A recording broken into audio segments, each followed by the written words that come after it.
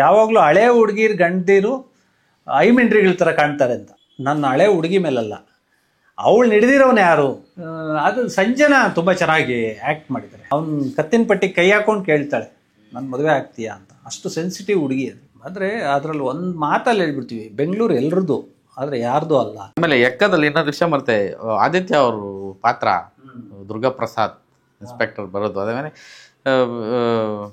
ಯಾವಾಗ್ಲೂ ಪೊಲೀಸು ಅಥವಾ ಕ್ರೈಮ್ ಅಂತ ಬಂದಾಗ ಮಾಸ್ತಿ ಬೇಗ ನೆನಪಾಗ್ತಾರೆ. ಅಂದರೆ ಹಿಂದೆ ಕೊಟ್ಟಿರೋ ಸಿನಿಮಾಗಳಲ್ಲೂ ಕೂಡ ಆ ಒಂದು ವಿಷಯನ ತುಂಬ ತಿಳ್ಕೊಂಡಿದ್ದೀರಿ ನೀವು ವೈಯಕ್ತಿಕವಾಗಿ. ಆ ವಿಷಯನ ಹೇಳೋದು ತುಂಬ ಭಾಳ ಅಚ್ಚುಕಟ್ಟಾಗಿ ಹೇಳ್ತಾರೆ. ಇದರಲ್ಲಿ ಅದನ್ನೇ ಎಲ್ಲ ಬಟ್ಟೆ ಬಿಸಿ ತೋರಿಸ್ಬೇಕು ಅನ್ನೋದೊಂದು ಆ ಸನ್ನಿವೇಶಗಳಿಗೆ ಅದು ತುಂಬ ಇವತ್ತಿನ ಪೊಲೀಸ್ ವ್ಯವಸ್ಥೆ ಮತ್ತು ಈ ಒಂದು ಅಂಡರ್ವರ್ಲ್ಡ್ ಜಗತ್ತಿದೆ ಅವರ ಒಂದು ಹೊಡೆದಾಟ ಮತ್ತು ರಾಜಕೀಯವಾಗಿ ಅಂದರೆ ಮಿನಿಸ್ಟರ್ ಬರ್ತಾರೆ, ಮಾತಾಡ್ತಾರೆ, ಇದೇನೋ ಸರಿ ಮಾಡ್ತೀನಿ ಅಂತ ಹೇಳ್ತಾರೆ. ಆ ಒಂದು ವಿಷಯಗಳು ಮೆಟಾಫರಿಕ್ ಆಗಿ ಹೇಳೋದು ಒಂದು. ಆದರೆ ಯಾವಾಗಲೂ ಸಂಭಾಷಣೆ ಒಂದು ಸೀನಲ್ಲಿ ಮುಗಿದೋಯ್ತು ಅನ್ನೋದಕ್ಕಿಂತ ಆ ಸೀನ್ ಆದಮೇಲೆ ನಿಮಗೆ ಇದು ಕೊಡುತ್ತೆ. ಯಾವಾಗಲೂ ಊಟಕ್ಕಿಂತ ನಾವು ತೇಗ್ತೀವಲ್ಲ ಅದು ಸಮಾಧಾನ ಕೊಡುತ್ತಂತೆ. ಹಾಗೆ ಆ ಮೀಟಿಂಗ್ ಆಗುತ್ತೆ, ಎಕ್ಕಲ್ಲಿ ಒಂದು ಮೀಟಿಂಗ್ ಎಲ್ಲ ಆಗುತ್ತೆ. ಎಲ್ಲ ಡಾನ್ಗಳ್ನು ಮೀಟಿಂಗ್ ಮಾಡ್ಕೊಂಡು ಬಂದು ಮಿನಿಸ್ಟ್ರು ಬಂದ್ಬಿಡ್ತಾರೆ. ಮುಗೀತಾ ಸರ್ ಮೀಟಿಂಗ್ ಅಂದಾಗ ಅವ್ರೊಂದು ಮಾತು ಹೇಳ್ತಾರೆ, ಮಂಗಗಳನ್ನ ಮೆಡಿಟೇಷನ್ ಕೂರಿಸಂಗಿತ್ತು. ಹೌದು, ಇಡೀ ಎಪಿಸೋಡು ನಿಮ್ಗೆ ಒಂದು ಮಾತಲ್ಲಿ ಹೇಳ್ಬಿಟ್ವಿ, ಮಂಗಗಳನ್ನ ಮೆಡಿಟೇಷನ್ ಕೂರಿಸ್ದಂಗಿತ್ತು. ಅಂದರೆ ಅದು ಎಷ್ಟು ಕಷ್ಟ ಇತ್ತು ಅನ್ನೋದು ಹಂಗೆ ಹೇಳ್ಬಿಡ್ತೀವಿ. ಸೊ ಅದು ಆ ಥರ ಆ ಮೆಟಾಫರ್ಸ್ನ ಇದಕ್ಕೆ ಯೂಸ್ ಮಾಡಿದ್ದು ಎಕ್ಕಾಗೆ. ಸೊ ಅದಕ್ಕೆ ನಿಮ್ಗೆ ನೋಡಿದಾಗ ವಿಜಿಲ್ ಹೊಡೆಯೋ ಸಿನಿಮಾ ಬೇರೆ, ವಿಜಿಲ್ ಹೊಡೆಯೋದಕ್ಕೆ ಒಂದಷ್ಟು ಡೈಲಾಗ್ಗಳಿರುತ್ತೆ. ಈಗ ಯಾವಾಗಲೂ ಒಬ್ಬ ಹುಡುಗ ಅವನಿಗೆ ಜಾಸ್ತಿ ಕುತೂಹಲ ಇರೋದು ನನ್ನ ಹಳೆ ಹುಡುಗಿ ಮೇಲಲ್ಲ, ಅವಳು ಹಿಡಿದಿರೋನು ಯಾರು. ಅದಕ್ಕೆ ಬರೆದಿದ್ದು ನನ್ನ ಯಾವಾಗಲೂ ಹಳೆ ಹುಡುಗಿರ್ ಗಂಡೀರು ಐಮಿಂಡ್ರಿಗಳ ಥರ ಕಾಣ್ತಾರೆ ಅಂತ. ಅದು ಆ್ಯಕ್ಚುಲಿ ವಿಜಿಲ್ ಹೊಡೆದ್ರು. ಹೌದು, ಅದು ಬರೆಯೋವಾಗಲೇ ಭಯ ಆಗಿತ್ತು, ಇದೇನು ಇಷ್ಟು ಸ್ವಲ್ಪ ಖಾರ ಬರೀತಿದ್ದೀವಿ ಅಂತ. ಬಟ್ ಅದಕ್ಕೆ ವಿಜಿಲ್ ಹೊಡೆದ್ರು. ಅಂಡರ್ವರ್ಲ್ಡ್ ಅವ್ರನ್ನೆಲ್ಲ ಕೂರಿಸ್ಬಿಟ್ಟು ನಾವು ಇದು ಮಾಡೋದು, ಇದು ರಾಜಿ ಮಾಡಿಸೋದು ಹೆಂಗೆ ಅಂದರೆ ಮಂಗಗಳನ್ನ ಕೂರಿಸ್ಬಿಟ್ಟು ಮೆಡಿಟೇಷನ್ ಮಾಡೋದಂಗ. ಅದಕ್ಕೆ ವಿಜಿಲ್ ಹೊಡಿಲಿಲ್ಲ, ಒಂದು ಸಣ್ಣ ಆಲೋಚನೆಗೆ ಹೋದ್ರು. ಸೊ ಅದು ಹಿಂಗೆ. ಆ ಒಡವೆ ಅಂಗಡಿಲಿ ಒಂದು ಸೀನ್ ಬರುತ್ತೆ, ಹೀರೋಯಿನ್ ರೇಗಿಸ್ಬೇಕಾದ್ರೆ ಹೀರೋಯಿನಿಂದ ಒಂದು ಡೈಲಾಗು ಜಾಸ್ತಿ ಆಯ್ತಂತ. ಅಂದರೆ ಆ ಥರದ್ದು. ಅಂದರೆ ಜನಕ್ಕೆ ಆಡ್ ಭಾಷೆ ಭಾಳ ಬೇಕು ಅನ್ಸುತ್ತೆ ಸರ್. ಅಂದರೆ ಆಡ್ ಭಾಷೆನೇ ಮಜಾ ಕೊಡೋದು. ಥಿಯೇಟ್ರಲ್ಲಿ ಕೂತಿದ್ದಾಗ ಅದು ಅನ್ಸ್ಬಿಡ್ಬೇಕು. ನಾವು ವಾಸ್ತವವಾಗಿ ನಾವು ಈಗ ತುಂಬ ಯಾವಾಗಲೂ ಸೂರ್ಯ ಅವರು ನಮ್ಗೆ ಅದನ್ನ ಕಲಿಸಿದ್ದು, ಯಾವುದು ಅಷ್ಟು ಸಿಸ್ಟಮ್ಯಾಟಿಕ್ ಆಗಿ ಇರಲ್ಲ ಅಂತ.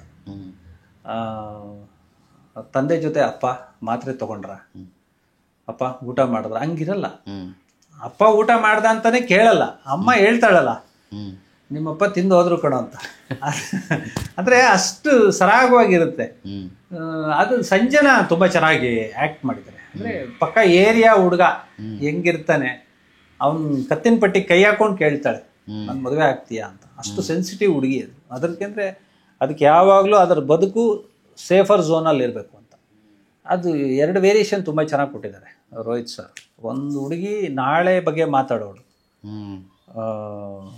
ಒಂದು ಹುಡುಗಿ ನಂದು ಅಂದರೆ ನಾಳೆ ಹೆಂಗಿರುತ್ತೆ ನಂದು ಅಂತ ಪ್ಲ್ಯಾನ್ ಮಾಡೋಳು, ಇನ್ನೊಂದು ಹುಡುಗಿ ಇವತ್ತು ನಂದು ಕಳೆದ್ರೆ ಸಾಕು ಅಂತ ಇರೋಳು. ಅವರಿಬ್ಬರದು ಅದೊಂದು ವೇರಿಯೇಷನ್ ಚೆನ್ನಾಗಿದೆ. ಸೊ ಪಾತ್ರಗಳು ಸಿಕ್ಬಿಟ್ಟಾಗ ಡೈಲಾಗ್ ರೈಟರ್ ಆಗಿ ತುಂಬ ಈಸಿ ಬರೆಯೋದು. ಆಮೇಲೆ ಇಲ್ಲಿ ಪಾತ್ರಗಳು ಅದೇ ಸರ್ ನೀವು ಹೇಳ್ದಂಗೆ ಒಂದೊಂದು ಹಂತಕ್ಕೆ ಬರುತ್ತೆ. ಈಗ ಪುನೀತ್ ರುದ್ರನಾಗ ಇವರು ಆ ಕ್ಯಾರೆಕ್ಟರ್ ಮಾಡಿರೋರು ಅಂದರೆ ಸಿಕ್ಕಾಪಟ್ಟೆ ಕ್ರೂಯಲ್ ಇದ್ದಾನೆ, ಸೈಕ್ ಇದ್ದಾನೆ ಯಾರೋ, ಇದು ಈ ಪಾತ್ರ ತುಂಬ ಸೈಕ್ ಇದೆ ಅಂತಂದಾಗ ಕರೆಕ್ಟಾಗಿ ಅದು ರೌಂಡ್ ಆಫ್ ಮಾಡ್ತಾರೆ, ಅಲ್ಲಿ ಕಟ್ ಮಾಡ್ತಾರೆ, ನೆಕ್ಸ್ಟ್ ಇನ್ನೊಂದು ಉಟ್ಕೊಳುತ್ತೆ, ನೆಕ್ಸ್ಟ್ ಇನ್ನೊಂದು ಉಟ್ಕೊಳುತ್ತೆ. ಸೊ ಅದು ಉಟ್ಕೋತಾ ಹೋಗುತ್ತೆ. ಸೊ ಆ ಒಂದು ನೋಡೋ ಆಡಿಯನ್ಸ್ಗೆ ನಿಮಗೆ ಬೋರ್ ಮಾಡದೇ ಇರೋವಂಥ ಎಪಿಸೋಡ್ಗಳವೆ. ನಿಮ್ಗೆ ಹೊಸ ಪಾತ್ರಗಳು ಬರ್ತಾ ಇದ್ದಾಗ ಮತ್ತು ಯಾವ ಪಾತ್ರನೂ ಔಟ್ ಆಫ್ ಬಾಕ್ಸ್ ಇಲ್ಲ. ಸುಮ್ಮನೆ ಬಂದರು ಸುಮ್ಮನೆ ಆಯ್ತಾ ಕಾಫಿ ಅಂತ ಕೇಳೋವಂಥ ಪಾತ್ರ ಇಲ್ಲ. ಪಕ್ಕದ ಮನೆ ಇದು, ಈ ಮನೆ ಅದರದ್ದು ಇದು. ಒಬ್ಬ ಹಳ್ಳಿ ಹುಡುಗ ಅಲ್ಲಿಗೆ ಬಂದಾಗ ಆ ಇಡೀ ಆ್ಯಂಬಿಯನ್ಸ್ನ ಕಟ್ಕೊಡ್ಬೇಕು. ಅದು ಮತ್ತು ಪುನೀತ್ ರುದ್ರನಾಗ ಅಭಿನಯಿಸಿರೋದು ಅವರು ಆ್ಯಕ್ಚುಲಿ ಇವ್ರಿಗೆ ಕೋ-ಡೈರೆಕ್ಟ್ರು ನಮ್ಮ ಪ್ರಶಾಂತ್ ನೀಲ್ ಅವ್ರಿಗೆ. ಬಟ್ ಅವರು ನಟಿಸಿರೋಂಥ ರೀತಿ ಎಷ್ಟು ಚೆನ್ನಾಗಿ ಇದಿದೆ. ಆಮೇಲೆ ನಮ್ಮ ಬಗೀರಾ ಡೈರೆಕ್ಟರ್ ಸೂರಿ ಸರ್, ಹೌದು, ಅವರು ಆ ಪಾತ್ರ ಪಮ್ಮಿ ತಂದೆ ಪಾತ್ರ ಆಕ್ಚುಲಿ ಎಮೋಷನಲ್ ಸಖತ್ತಾಗಿದೆ. ತುಂಬ ತುಂಬ ಪಾತ್ರಗಳು ಬಂದಾಗ ನಿಮಗೆ ಸಿನಿಮಾ ಅಲ್ಲಿ ಬೇರೆನೇ ಖುಷಿ ಕೊಡುತ್ತೆ. ಅದು ಎಕ್ಕ ಅಲ್ಲಿ ನಿಮ್ಗೇನು ಪೋಸ್ಟ್ರಲ್ಲಿ ನಿಮಗೆ ಯುವ ಅವ್ರು ಕಾಣಿಸ್ತಾರೆ, ಬಿಟ್ಟರೆ ತೆರೆ ಮೇಲೆ ತುಂಬ ಜನ ಪಾತ್ರಗಳು ಅನಾವರಣ ಆಗಿದೆ. ಅದೆಲ್ಲವೂ ಸೇರಿನೇ ಸರ್. ಇನ್ನೊಂದು ಅದು ಅವಾಗಲೇ ಹೇಳ್ಬೇಕಂತೆ, ಮೊದಲೆಲ್ಲ ನಾವು ಸಿನಿಮಾ ನೋಡ್ಬೇಕಾರೆ ಈಗ ಒಂದು ಸಿನಿಮಾದಲ್ಲಿ 4 ಜನ 5 ಜನ ವಿಲನ್ಸು, ಅದೊಂದು ಗ್ಯಾಂಗು. ಈಗ ಸುಧೀರ್ ಅವರು, ಧೀರೇಂದ್ರ ಗೋಪಾಲ್ ಅವರು, ಅಥವಾ ವಜ್ರಮುನಿ ಅವರು, ದೇವರಾಜ್ ಅವರು, ಇವ್ರದೆಲ್ಲ ಒಂದು ಆ ಥರದ್ದೇ ಒಂದು ಗ್ಯಾಂಗ್. ಅದಕ್ಕಿಂತ ಮೊದಲು ತೂಗುದೀಪ್ ಅವರು, ದಿನೇಶ್ ಅವರು, ಇವ್ರದೆಲ್ಲ ಒಂದು ಗ್ಯಾಂಗ್ ಇರೋ ಥರ. ಆ ಥರದ್ದು ಇಲ್ಲೊಂದು 4 ಜನ ವಿಲನ್, 4-5 ಜನದೊಂದು ಗ್ಯಾಂಗು, ಅದೊಂದು ಮಾಫಿಯಾ. ಅಂದರೆ ಸಿನಿಮಾ ಪ್ಯಾಟರ್ನ್ ಬಗ್ಗೆ ಮಾತಾಡಕ್ಕೆ ಹೋಗ್ತಾ ಇದ್ದೀನಿ ನಾನು. ಅಂದರೆ ವ್ಯಾಕರಣಗಳು ಸೇಮೇ, ಅಂದರೆ ಟ್ರೀಟ್ಮೆಂಟು ಪಾತ್ರಧಾರಿಗಳು ಬೇರೆ ಆಗಿರ್ತಾರೆ ಅಂತ ಅನಿಸುತ್ತೆ ನನಗೆ. ಎಕ್ಕ ನೋಡಿದಾಗ ಮತ್ತು ಜನರ ರಿಯಾಕ್ಷನ್ ನೋಡಿದಾಗ ಅದೇ ಅನ್ನಿಸ್ತು. ಇದೇ ಅಲ್ವಾ ಸಿನಿಮಾ ಫಾರ್ಮುಲಾ? ಅಂದರೆ ಫಾರ್ಮುಲಾ ಇನ್ ದ ಸೆನ್ಸ್ ಅದೇ ಬೇಕಾಗಿರೋದು. ನಿಮಗೆ 99 ವೆರೈಟೀಸ್ ಆಫ್ ದೋಸೆ ಬಂದ್ರು ಮಸಾಲೆ ದೋಸೆನೇ ಪ್ರೈಮು. ಸೊ ನಿಮಗೆ ವಿಲನ್ಗಳು ಅಂತ ಬಂದಾಗ ಹೀರೋ ಒಬ್ಬನೇ ಇರಬೇಕು. ನಾನು ಯಾವುದೋ ಒಂದು ಇಂಟರ್ವ್ಯೂ ನೋಡ್ತಿದ್ದೆ, ಬಾಲಕೃಷ್ಣ ಅವ್ರ ಹೀರೋ, ಡೈರೆಕ್ಟರ್ ಬಂದು ಒಂದು ವಿಲನ್ ಕ್ಯಾರೆಕ್ಟರ್ಗೆ 3 ಜನರ ಹೆಸರು ಹೇಳ್ತಂತೆ. ಒಬ್ಬರು ಬಾಂಬೆ ವಿಲನು, ಒಬ್ಬರು ಆಂಧ್ರ ವಿಲನ್ನು, ಇನ್ನೊಬ್ರು ಯಾರೋ ಒರಿಯಾ ಸಿನಿಮಾ ವಿಲನ್ ಅಂತ. ಬಾಲಕೃಷ್ಣ ಹೇಳಿದ್ರೆ 3 ಜನನ ಹಾಕ್ಬಿಡು ಅಂತ. ಸರ್ ಹೆಂಗೆ ಅಂದರೆ, ಹೀರೋ ಸ್ಟ್ರಾಂಗ್ ಆಗಬೇಕು ಅಂದರೆ ವಿಲನ್ಗಳು ಸ್ಟ್ರಾಂಗ್ ಇರಬೇಕು ಅಂತ. ಅಂದರೆ ಹೀರೋಯಿಸಮ್ ಎಲಿವೇಟ್ ಆಗೋದೇ ಹಾಗೆ. ಈಗ ಶ್ರೀರಾಮನಷ್ಟು ಸೌಮ್ಯವಾದ ದೇವರಿಲ್ಲ, ಬಟ್ ಅವ್ರ ಎದುರುಗಡೆ ಇರೋ ವಿಲನ್ ಅಷ್ಟೇ ಉಗ್ರವಾಗಿ ರಾವಣನೇ ಆಗಿರಬೇಕು. ಆವಾಗ ಅದೊಂದು ಫೈಟ್ ಚೆನ್ನಾಗಿರುತ್ತೆ. ಶ್ರೀರಾಮನು ಆ ಹೂ ಅಂತ ಇದ್ರೆ ಅಷ್ಟು ಮಜಾ ಇರಲ್ಲ. ಇವ್ರು ಯಾವಾಗಲೂ ಶಾಂತ ಸ್ವಭಾವದಲ್ಲೇ ಇದ್ದು ಅವರು ಇದು ಹಂಗಿರ್ಬೇಕು, ಪವರ್, ಹೀರೋಯಿಸಮ್ ಕರೆಕ್ಟ್. ಅದು ಎವರ್ ಗ್ರೀನ್. ಇವತ್ತಿಗೂ ಪುಷ್ಪ 80s ಕತೆನೆ, ಅದು ಮಾಡಿರೋದು ಬ್ಯಾಕ್ ಡ್ರಾಪ್ 80s ಇದೆ, ಬಟ್ ಈಗಿನ ಜನ್ರೇಷನ್ಗೆ ಇಷ್ಟ ಆಗುವಂಥದ್ದು. ಹೌದು, ಅದು ರೆಗ್ಯುಲರ್ ಪ್ಯಾಟರ್ನ್ ಅದು.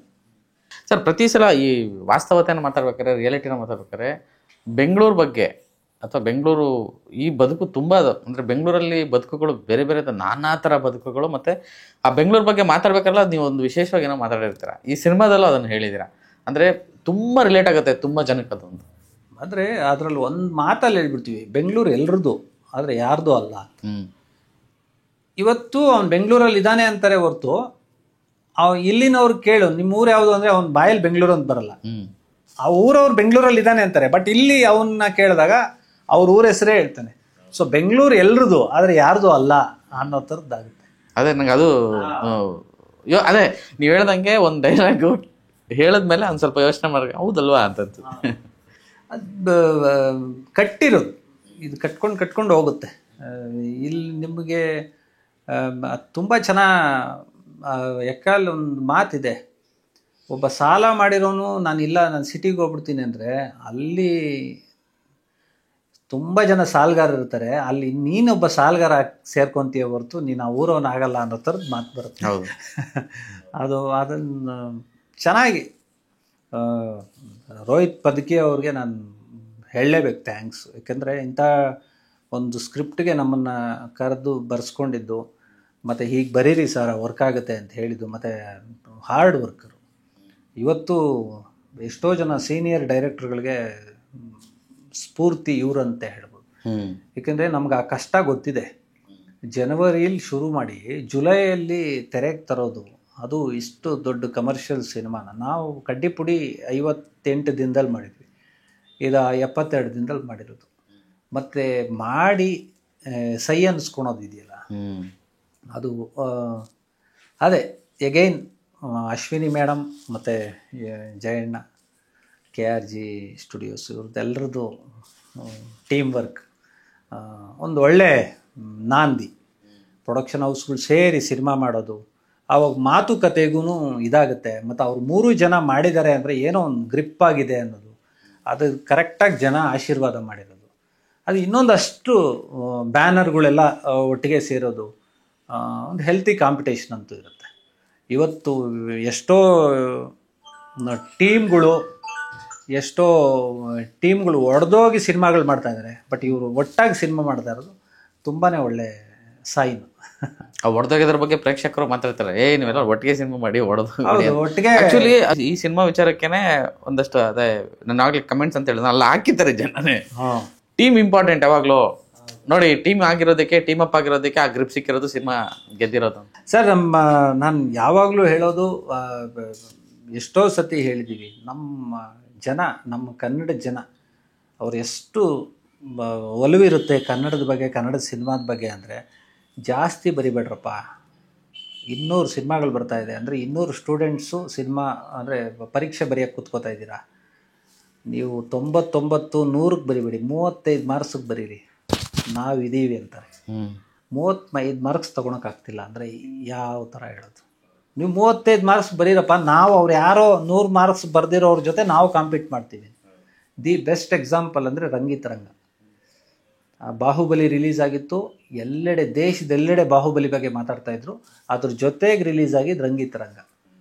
ಅವರು 200 ಕೋಟಿ 300 ಕೋಟಿ ಅಂತ ಹೇಳಿದ್ರು, ಇವರು ಜಸ್ಟ್ 10, ಅದ್ರ ಬಜೆಟ್ ಗೊತ್ತಿಲ್ಲ, 10-12 ಕೋಟಿಲಿ ಮಾಡಿರೋಂಥ ಸಿನಿಮಾ. ಬಟ್ ಅದ್ರ ರೇಂಜಿಗೆ ನಿಲ್ಲಿಸಿದ್ರು. ಅಂದರೆ ನಿಮ್ಗೆ ಬೇಕಾ, ನಾವು ಸ್ವಾಭಿಮಾನ ನಿಮ್ಮ ಜೊತೆ ಕೊಟ್ಟು ನಾವು ನೋಡ್ತೀವಿ ಅಂತ. ಅದು ಅಷ್ಟು ಸಪೋರ್ಟ್ ಇದೆ ಕನ್ನಡ ಸಿನಿಮಾ ಅಂತ ಹೇಳಿದಾಗ. ಅವರು ಮನಸ್ಸಿಂದ ನೋಡ್ತಾರೆ. ನಾನು ಅದಕ್ಕೇನೆ ಸರ್ ಇದೆಲ್ಲ ನೆನಪಾಗೋಯ್ತು. ಅದಕ್ಕೆ ನೋಡ ಜನ ಬರ್ತಿಲ್ಲ ಅಂತಿದ್ದಾರೆ. ಜನ ಬರ್ತಿದ್ದಾರೆ, ಟಿಕೆಟ್ ರೇಟ್ ಜಾಸ್ತಿ, ಅಲ್ಲೆಲ್ಲ ಮಾಲ್ಗೆ ಹೋಗಲ್ಲ, ಹಂಗೇನಿಲ್ಲ. ಸಿನಿಮಾ ಚೆನ್ನಾಗಿತ್ತು ಅಂದ್ರೆ ನುಗ್ತವ್ರಲ್ಲ, ಇದಕ್ಕೇನು ಹೇಳೋದು? ಅವ್ರು ಕೇಳ್ತಾರೆ, ನಾವು ಮಾತಾಡ್ತೀವಲ್ಲ, ಹೌದು, ಎಷ್ಟು ಚೆನ್ನಾಗಿ ಅವರು ಚರ್ಚೆಗಳು ಮಾಡ್ತಾ ಇದ್ದಾರೆ. ಇವತ್ತು ಆ ಸಾಂಗ್ ಎಲ್ಲಿ ಬಂತು, ಈ ಕ್ಯಾರೆಕ್ಟರ್ ಹೆಂಗೆ ಬಂತು, ಯಾವಾಗಲೂ ಒಂದು ಸಿನಿಮಾ ಈಚೆ ಕಡೆ ತುಂಬ ಚರ್ಚೆಗಳಾಯಿತು ಅಂದರೆ ಆ ಸಿನಿಮಾದಲ್ಲಿ ಏನೋ ಇದೆ ಅಂತ. Okay sir, thank you so much. ತುಂಬ ಚೆನ್ನಾಗಿ ಹೋಗ್ತಾ ಇದೆ, ತುಂಬ ಒಳ್ಳೆ ಪರಿಸ್ಥಿತಿಯಲ್ಲಿ ಒಂದು ಹುರುಪನ್ನು ತಂದಿದೆ. ಸಂತಸದ ವಿಷಯ ಇದು ಕನ್ನಡಿಗರಿಗೆಲ್ಲರಿಗೂ, ಕನ್ನಡ ಸಿನಿ ಪ್ರೇಮಿಗಳಿಗೂ ಮತ್ತು ಇಂಡಸ್ಟ್ರಿಗೂ. ಸೊ ಈ ಹೊತ್ತಲ್ಲಿ ನಿಮ್ಮದು ಈ ಒಂದು ಸಿನಿಮಾ, ನಿಮ್ಮ ಒಂದು ಸಕ್ಸಸ್ಸು, ಅಭಿನಂದನೆಗಳು ನನ್ನ ಸರ್. Thank you. ಫಸ್ಟ್ ನಿಮ್ಮ ವಾಹಿನಿ ಮೂಲಕ ನಾನು ನಮ್ಮ ಪ್ರೇಕ್ಷಕರಿಗೆ, ನಮ್ಮ ಎಕ್ಕ ಸಿನಿಮಾ ನೋಡಿ ಇವತ್ತಿಗೂ ಅದ್ರ ಬಗ್ಗೆ ಕೊಂಡಾಡ್ತಾ ಇರೋರಿಗೆ, ಮತ್ತು ಎಲ್ಲ ನಮ್ಮ ತಂತ್ರಜ್ಞರಿಗೆ, ಸತ್ಯ ಹೆಗಡೆ ಸರ್ಗೆ, ಚರಣ್ ರಾಜ್ ಅವ್ರಿಗೆ, ನಮ್ಮ ರೋಹಿತ್ ಬದುಕಿ ಸರ್ಗೆ, ಆ ಟೀಮ್ಗೆ, ಮತ್ತು ಇನ್ನು ನಮ್ಮ ಬ್ಯಾನರ್ಗಳಿಗಂತೂ ನಾವು ಹೇಳೇ ಬಿಟ್ಟಿದ್ದೀವಿ. ಎಸ್ಪೆಷಲಿ ಅಶ್ವಿನಿ ಮೇಡಮ್ ಅವ್ರಿಗೆ ತುಂಬ ಥ್ಯಾಂಕ್ಸ್. ವಜ್ರೇಶ್ವರಿ ಕಂಪೈನ್ಸ್ 50 ವರ್ಷ ಪೂರ್ಣಗೊಂಡಿದೆ, ಅಂದರೆ ಸ್ಥಾಪನೆ ಆಗಿ. ಇಂಥ ಒಂದು ಸಂದರ್ಭದಲ್ಲಿ ಎಕ್ಕಾತರ ಸಿನಿಮಾನ ದೊಡ್ಡ ಮನೆ ಸೊಸೆಯವರು ಕೊಟ್ಟಿದ್ದಾರೆ. ನಿಮಗೆ ತುಂಬ ತುಂಬ ಹೃದಯದ ಧನ್ಯವಾದಗಳು. Thank you. Thank you sir. So ಎಕ್ಕ ನಿಮಗೆ ಇಷ್ಟ ಆಗೋದು ಪಕ್ಕ. ಡೈಲಾಗ್ ಡೆಲಿವರಿ ಅಂದರೆ ನಾನು ಡೈಲಾಗ್ ರೈಟರ್ ಜೊತೆ ಕೂತ್ಕೊಂಡು ಮಾತಾಡ್ತಿರೋದಕ್ಕೆ ರೈಮಿಂಗ್ ಬರ್ತಾ ಇದೆ. ಸೊ ಸಿನಿಮಾ ತುಂಬ ಚೆನ್ನಾಗಿ ಹೋಗ್ತಾ ಇದೆ, ನಾನು ನೋಡಿದ್ದೀನಿ. ತುಂಬ ಕಾನ್ಫಿಡೆಂಟಾಗಿ ಹೇಳ್ತೀನಿ, ನಿಮಗೂ ಇಷ್ಟ ಆಗುತ್ತೆ. ಇನ್ನೂ ನೋಡಿಲ್ಲ ಅಂದರೆ ಥಿಯೇಟ್ರಿಗೆ ಹೋಗಿ ಸಿನಿಮಾ ನೋಡಿ. ಇದಿಷ್ಟು ಈ ಹೊತ್ತಿನ ಮಾತುಕತೆ. ನಮಸ್ಕಾರ.